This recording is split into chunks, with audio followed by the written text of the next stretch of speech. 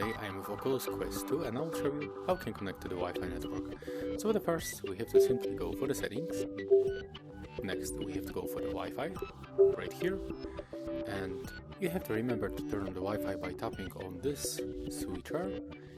When you make it, you will get all available networks around you. So I'm currently connected with this network, but we can switch for this one, for example. Here you get the keyboard.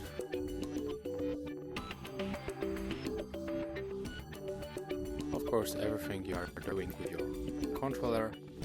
Here you can show or hide your password, whatever you want, and click connect. As you can see, we are successfully connected, so you can just tap down.